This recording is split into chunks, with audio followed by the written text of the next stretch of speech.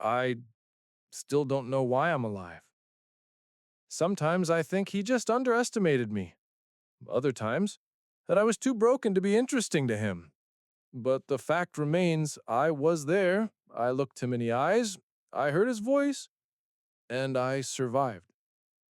It was Sarah, my Sarah, and I was so close to saving her, but I failed. And he just went on living. He kept smiling. He kept looking. Her body was found at the cabin, buried. He didn't even remember where. This is a true story. The investigation of a case. I hope this story will be instructive for you. I'll just tell you what I remember. I need you to tell me everything in order from the very beginning. How did you meet Sarah? I sat in a small room, smelling of stale air and cheap coffee. Across from me was a detective. His gaze was heavy.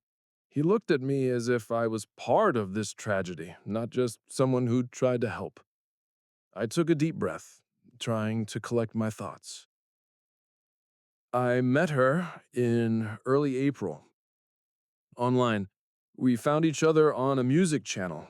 I messaged her and we started talking for 8 hours a day.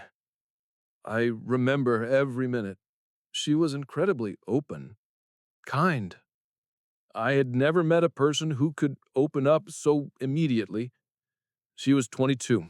She had moved to Los Angeles from a small town in Iowa to pursue music, to become a singer. What was her life like? Was she in a relationship?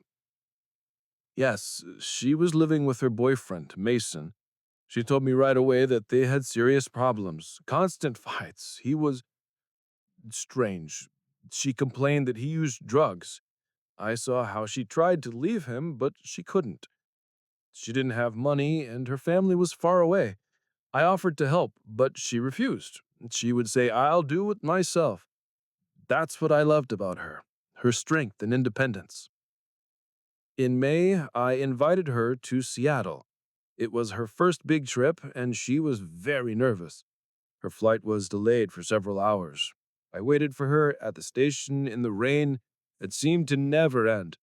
When she finally appeared, I saw how fragile she was. She kept holding on to me, afraid to walk away. She'd say, "Don't leave me, I'm scared," even when I was just a few feet away. There was genuine fear in her eyes. I knew it wasn't related to me, but it still made me uneasy.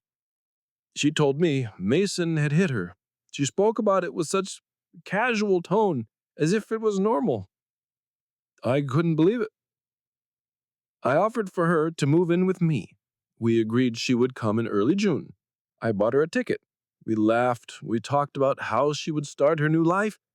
I was happy because I believed I was saving her. But then she stopped responding. I messaged her.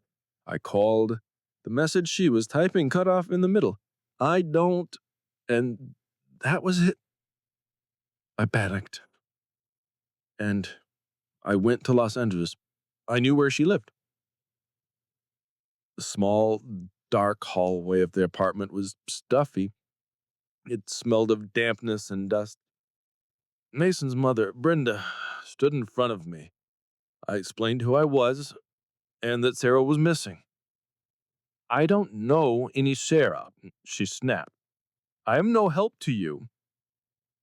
Your son was the last person to see her. Where is he?" "He is at our cabin. He came back late, left early. He doesn't know anything." I knew immediately she was lying. Just then, Mason came out of the room. He was surprisingly calm. I said to him, "Sarah is missing. You were the last person to see her." He said, "I don't know anything. I was at the cabin." He replied calmly, "Call the police." I couldn't just stand by. I contacted her friends, her family. We put up posters all over the city. Mason even helped us.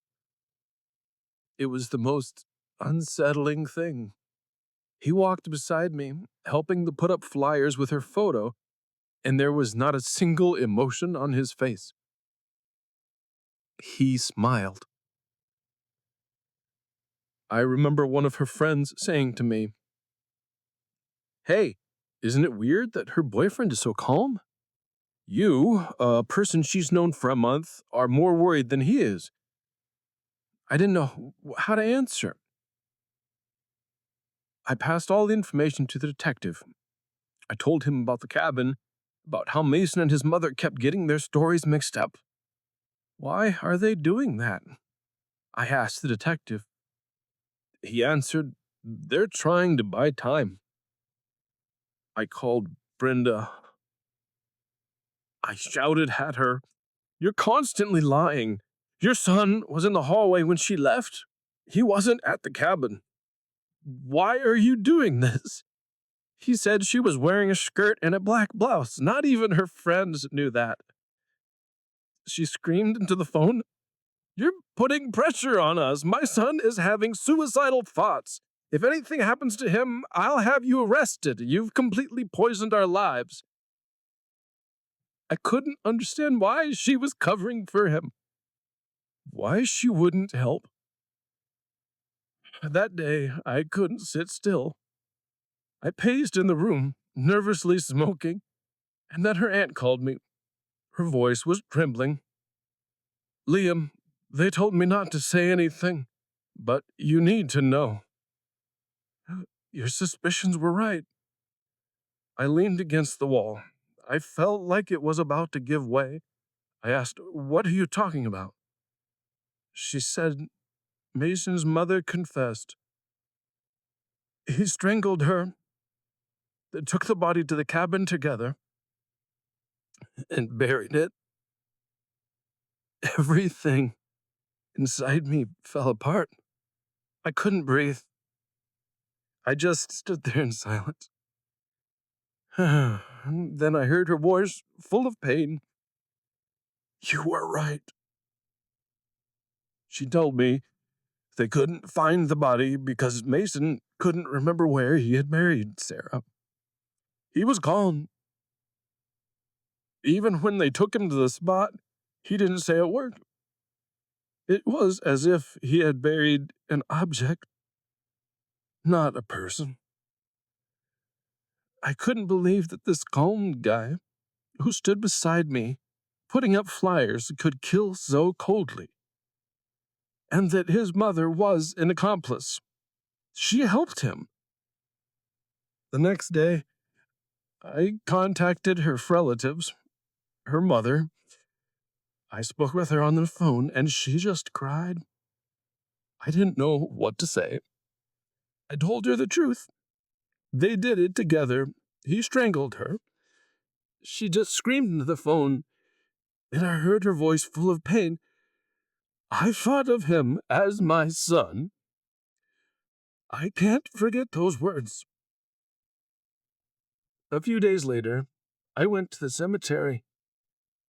I looked at her grave, and in my head, I heard her words, "Don't leave me, I'm scared." I couldn't save her. I just wanted to help. But it wasn't enough. I stand here and I can't cry. I just can't. I feel like if I do, I'll break. I feel guilty. I think about her, about how if I had not offered for her to move in with me, she would still be alive. But I know that's not true. He would have killed her anyway. He was just looking for a reason, and I became that reason. I will remember her. I will remember her smile, her voice, her laughter. I will remember the fear she carried inside. I will remember her saying, "I want to be a singer." But the most terrifying thing is that she's gone, and I'll have to live with this story alone.